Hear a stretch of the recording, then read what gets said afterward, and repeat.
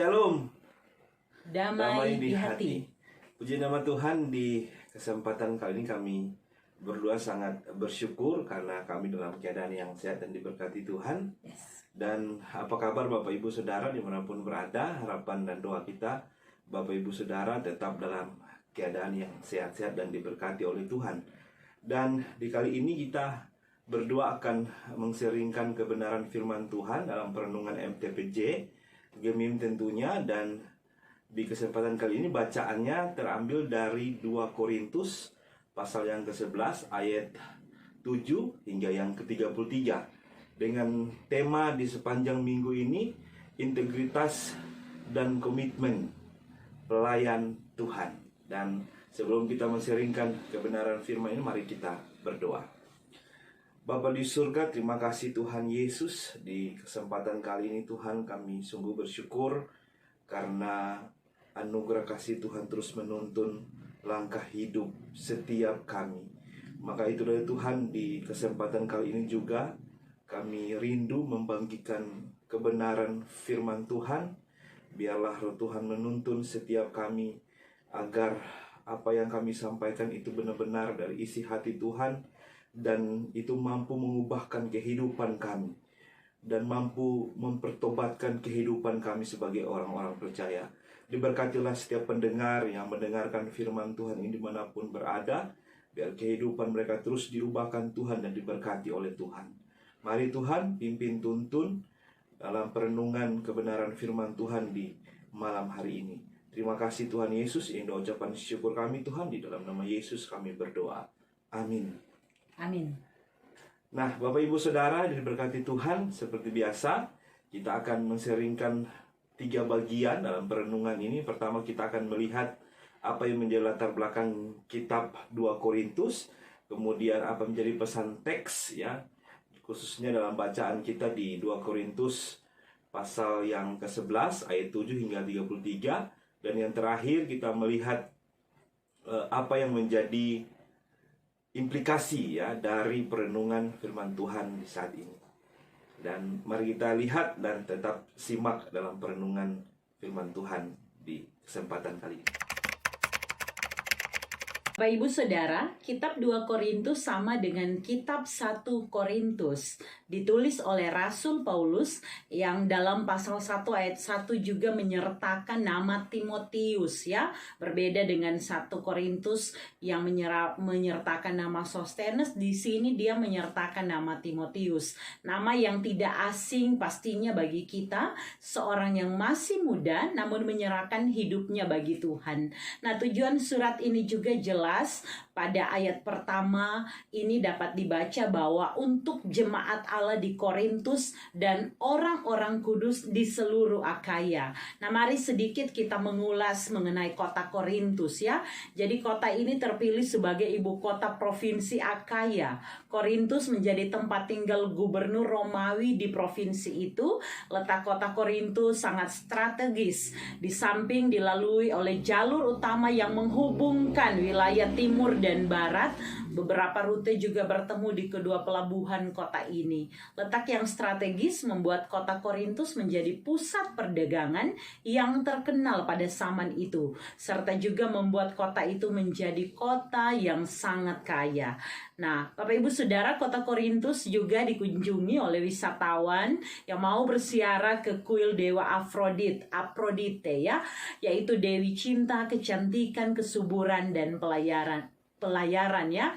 Penduduk Korintus ini sangat terbuka pada dunia luar dan membuat kehidupan mereka sangat bebas. Sampai-sampai ada ahli sejarah yang menyebut mereka sebagai orang-orang yang bejat atau amoral. Namun Korintus juga merupakan tempat yang strategis untuk pekabaran Injil, sehingga Paulus merintis jemaat di sana. Nah, kitab 2 Korintus ditulis kepada anggota gereja di Korintus. Sementara Paulus berada di Makedonia selama perjalanan misionaris ketiganya. Di sini ia menyampaikan pujiannya kepada jemaat Korintus karena telah menaati pesan yang disampaikannya pada surat yang pertama, dan Titus merupakan orang yang ditunjuk Paulus untuk dapat mengantarkan surat ini. Korintus ini berusaha menjawab permasalahan yang terjadi di Korintus. Ketika itu terjadi pertikaian antara Paulus dan orang-orang yang memfitnahnya. Mereka itu merupakan rasul-rasul palsu yang memberitakan Yesus lainnya. Akan tetapi lawannya justru mengklaim Paulus sebagai rasul palsu, sehingga kewenangan Paulus sebagai seorang rasul yang baik ini diragukan. Tingkah Paulus yang meninggalkan jemaat tergesa-gesa membuat hal itu seolah-olah membenarkan tuduhan terhadapnya. Sehingga ketika Paulus bertemu dengan Titus di Makedonia, Titus membawa berita kepadanya dari Korintus bahwa surat sebelumnya sudah diterima, namun ada berbagai masalah yang terjadi di kota Korintus. Sehingga Paulus menulis surat ini dan kemudian menitipkan. Jadi Titus diutus kembali ke kota Korintus untuk mengantarkan surat tersebut. Nah, dalam surat ini Rasul Paulus lebih banyak mengungkapkan perasaan, keinginan, dan harapannya itu dibandingkan dengan surat-surat lainnya. Surat 2 Korintus ini dimaksudkan sebagai pendahuluan bagi rencana kunjungan Rasul Paulus yang untuk ketiga kalinya akan pergi ke kota Korintus. Bapak Ibu Saudara yang dikasihi dan diberkati oleh Tuhan, saat membaca 2 Korintus pasal 11 ayat 7 sampai 33 yang oleh Lembaga Alkitab Indonesia diberi judul Paulus Tidak Mementingkan Diri, dari judulnya saja sudah menghentak saya, membuat kagum. Jika dikaitkan dengan di dunia individualistik sekarang ini. Ya oke, kita akan bahas ya, bahwa pada kali ini menurut judul yang ada tapi juga bacaan yang ada, kami sepakat membaginya menjadi 4 bagian. Yang pertama ayat 7 sampai 11 itu mengenai belajar merendahkan diri dan melayani dengan ketulusan. Selanjutnya yang kedua ayat 12 sampai 15 mengenai kehadiran dan sikap rasul-rasul palsu. Kemudian ayat 16 sampai 21 mengenai penegasan Paulus dan bagaimana menghindari kebodohan. Selanjutnya yang keempat ayat 30 sampai 33 mengenai kesaksian Paulus dalam pelayanannya. Jadi kita akan bahas satu persatu ya. Pertama ayat 7 sampai ayat 11. Paulus memulai dengan pertanyaan, apakah aku berbuat salah? Maka sebelum jauh kita melihat konteks ini, mengapa bagian ini dituliskan, mari kita lihat dulu ya, apa yang melatar belakangi kejadian ini. Jadi latar belakangnya karena memang pada waktu itu jemaat merasa kecewa dengan Paulus yang menolak bantuan yang mereka berikan kepadanya. Padahal di ayat-ayat selanjutnya Paulus sendiri menyebut bahwa dia menerima bantuan dari jemaat-jemaat lain. Nah, ini jelas sekali dapat kita baca pada ayat selanjutnya ya, sehingga Paulus pun menuliskan bagian ini khususnya untuk membeberkan kebenaran, bagaimana menjawab tuduhan, sangkaan, bahkan juga kekecewaan dari umat pada waktu itu. Nah, Bapak Ibu Saudara, bagi Paulus dia belajar merendahkan diri untuk kemajuan jemaat. Bagi Paulus, apa yang dia lakukan dalam pemberitaan Injil, dia lakukan dengan cuma-cuma. Artinya memang Paulus sungguh mencukupkan diri dengan apa yang dia miliki sekalipun ada peluang untuk dapat keuntungan ya dari pelayanan yang dia lakukan. Nah, Rasul Paulus memberikan pemahamannya tentang kerja pelayanan itu sendiri. Bagi Paulus, aku memberitakan Injil dengan cuma-cuma. Aku tidak menyusahkan kamu walau aku sendiri berkekurangan. Aku tidak mau menjadi beban bagi kamu. Nah, ini jelas sekali bahwa Paulus menunjukkan bahwa dia melayani bukan untuk mencari untung, tapi justru dia menantang bahaya dalam pelayanan, terkhusus dicatat di Akaya itu sendiri, karena banyak orang yang mau menjatuhkan dia.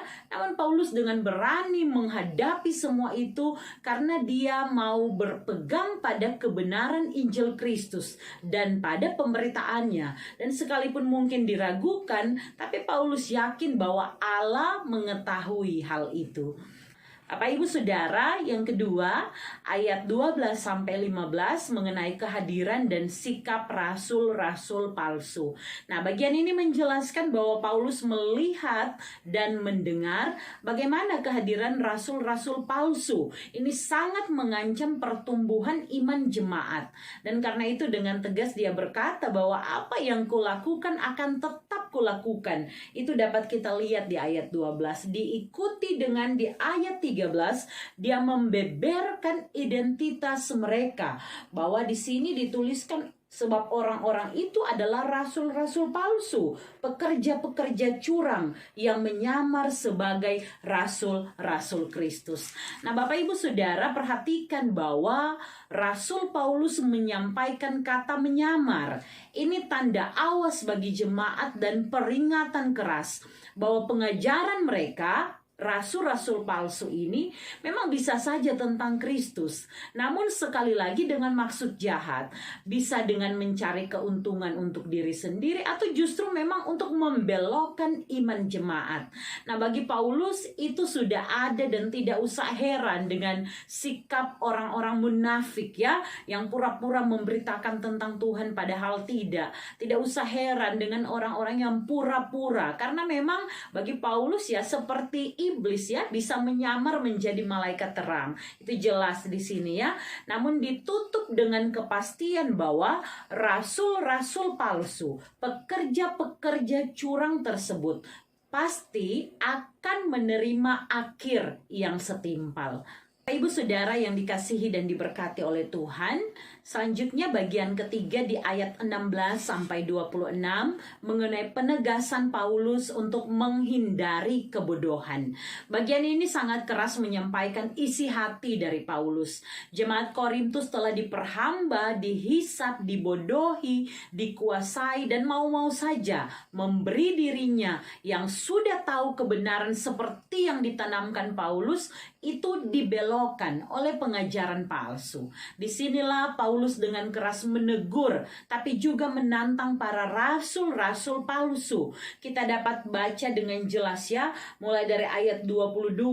Apakah mereka orang Ibrani? Aku juga orang Ibrani. Apakah mereka orang Israel? Aku juga orang Israel. Apakah mereka keturunan Abraham? Aku juga keturunan Abraham. Bahkan selanjutnya dia juga berkata, apakah mereka pelayan Kristus?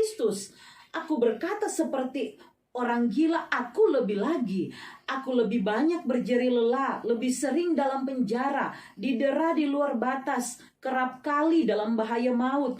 5 kali aku disesak orang Yahudi, setiap kali 40 kurang 1 pukulan, dan seterusnya. Ini luar biasa ya, apa yang diceritakan Paulus dari ayat 22 sampai ayat yang terakhir. Sebenarnya bisa kita lihat ya, sebuah kesaksian tentang pelayanan yang sangat jelas.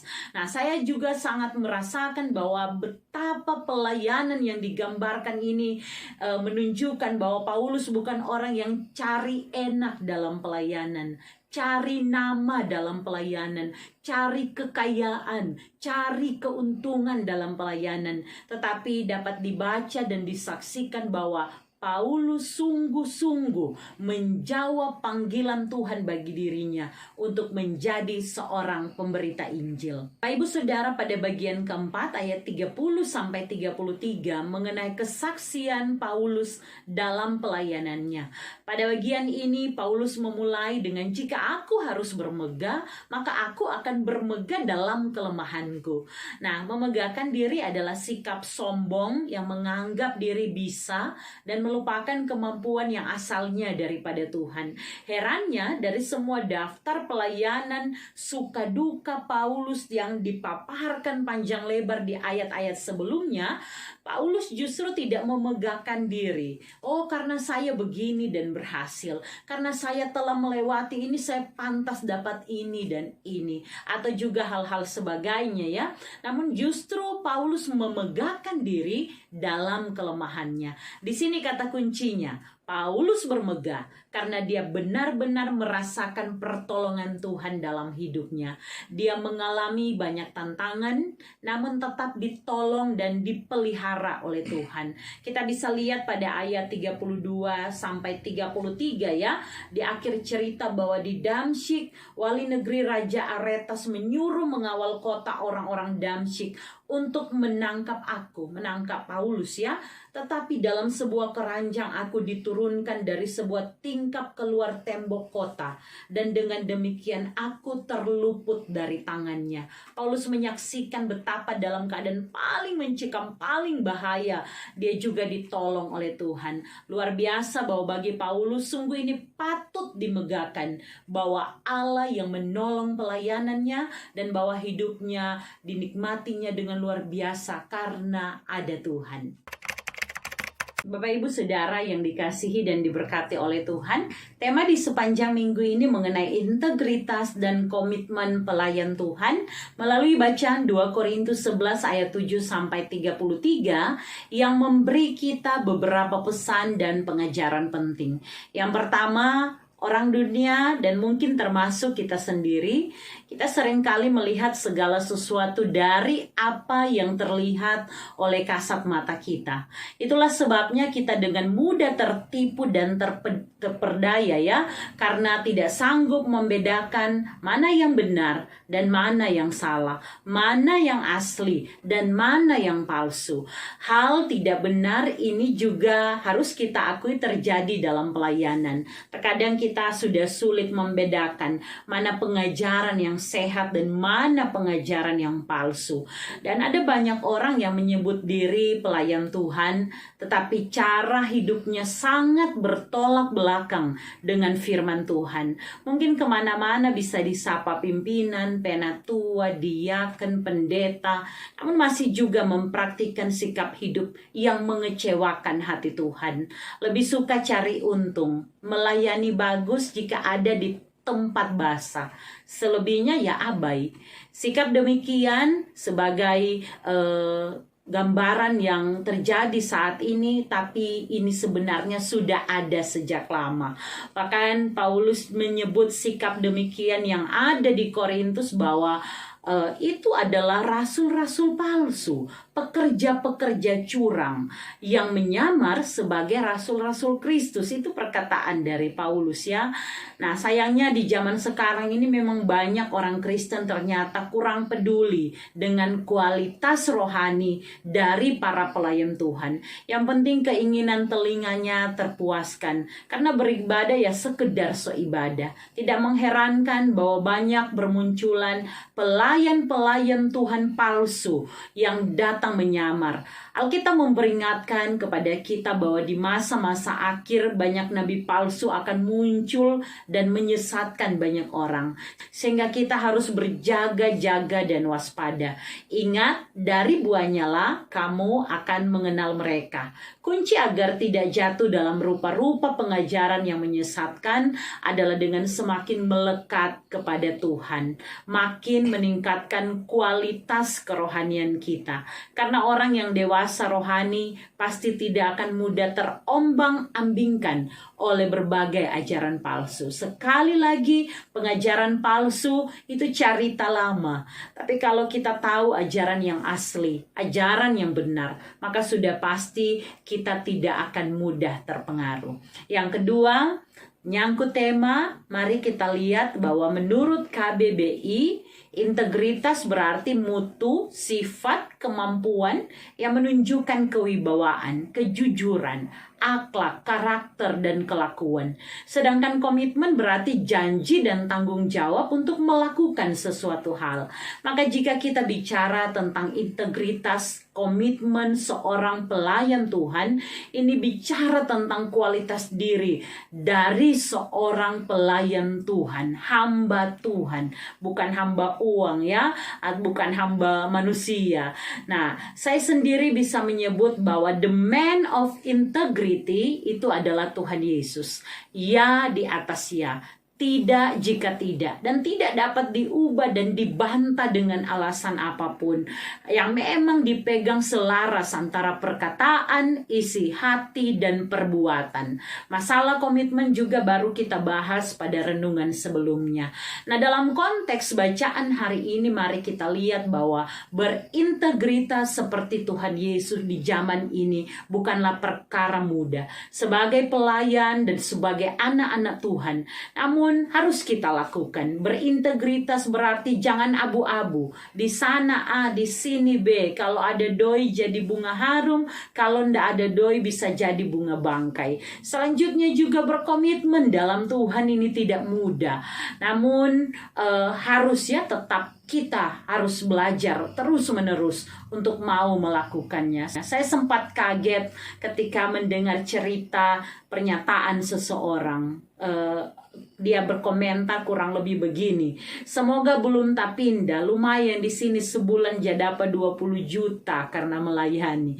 Ya, hati-hati juga ya, hidup oleh Injil memang Alkitabiah, namun jangan sampai money oriented. UUD, ujung-ujungnya doi. Hanya karena doi, hanya karena uang, maka kita mau sampaikan kebenaran, pilih-pilih orang. Bisa saja yang lembut jadi keras, atau yang keras jadi lembut hanya karena tako ini gereja siapa mau bantu, tako dapat amplop lebih tipis, angpau jadi batal. Berintegritas mengingatkan kita bahwa jadi anak Tuhan torang te kemegahan, sehingga backing buat Tuhan saja ini hidup, backing yang terbaik untuk Tuhan, maka dia akan beri kecukupan tapi juga kebahagiaan. Jangan balik ya, mesti cari kaya dulu, rumah dulu, baru kalau ada waktu mau melayani. Tetapi memberi diri, apalagi kita yang memilih tugas sebagai hamba-hamba Tuhan, pelayan-pelayan Tuhan, maka memberitakan Injil, siap atau tidak siap, baik atau tidak baik waktunya, maka kita mau memberitakan firman Tuhan, tidak bersungut-sungut, belajar mencukupkan diri. Kalau seperti kata Paulus bahwa Paulus juga di sini ya, dia tidak mementingkan diri. Sayang kalau ada pelayan khusus yang baru ketemu jemaat yang seakan-akan malas, biar jopa dorang, kasih keluar jo dari data jemaat, ndak ada guna lepat orang penjemaat, jauhkan daripada kita. Tuhan semua marah kalau ada pelayanan yang demikian, hati pelayan yang begitu. Karena itu Bapak Ibu Saudara, melalui perenungan di hari ini, di sepanjang minggu berjalan ini, kiranya kita menjadi orang-orang yang berintegritas, perkatakan kebenaran, orang suka atau tidak suka, kembali ya, back to the Bible, kembali kepada kata firman. Karena parameter pemikiran kita terbatas, tetapi kesaksian firman harus disampaikan, dan hidupi firman itu dalam komitmen kita untuk melakukannya dalam ketaatan dan kesetiaan. Akhirnya Tuhan Yesus memberkati kita semua. Amin, firman Tuhan. Nah, Bapak Ibu Saudara, demikianlah perenungan firman Tuhan di kesempatan kali ini, dan akhirnya waktu harus memisahkan kita ya. Kita akan berjumpa di minggu depan dalam perenungan berikut, tentunya dari MTPJ Gemim. Dan sebelum itu kita akan menutup dalam doa. Silakan untuk Tuti untuk berdoa. Ya, mari kita berdoa. Bapa, di dalam nama Tuhan Yesus kami mengucap syukur karena atas kasih dan kebaikan-Mu, atas pertolongan Tuhan, kami boleh ada sampai saat ini. Kami boleh melihat bahwa pekerjaan pelayanan kami, hidup karya kami diberkati hari lepas hari. Tuhan menuntun kami ada sampai pada saat ini, dan kami bersemangat, bersukacita dan bergirang dalam Tuhan. Kami mau melanjutkan pelayanan kami dengan melakukan apa maunya Tuhan. Karena itu terima kasih untuk kebenaran firman-Mu. Ajar kami untuk memiliki integritas dan berkomitmen dalam pelayanan ini, sehingga ketika kami dipakai menjadi alat Tuhan memberitakan firman, maka kami tidak menguntungkan diri kami sendiri, mencari keuntungan diri kami, tetapi sungguh-sungguh untuk menyenangkan hati Tuhan. Ketika Tuhan pakai kami, bukan maunya kami, tetapi maunya Tuhan yang mau kami sampaikan. Bahkan ketika kami terpanggil jadi anggota jemaat, sebagai hamba-hamba-Mu, sebagai anak-anak-Mu, Berapapun usia kami, dari yang paling muda sampai yang paling tua, kami sungguh percaya kami diberi kemampuan dengan hikmat Tuhan untuk terus menyenangkan hati Tuhan. Terima kasih untuk perjumpaan saat ini. Diberkati semua yang dalam keadaan sakit, Tuhan sembuhkan, Tuhan pulihkan dalam nama Tuhan Yesus. Yang dalam pergumulan, dalam duka cita, Allah menghibur, menguatkan setiap mereka. Biar ada sukacita umur panjang bagi kami untuk berjumpa pada video selanjutnya. Dalam nama Tuhan Yesus kami berdoa. Amin. Amin.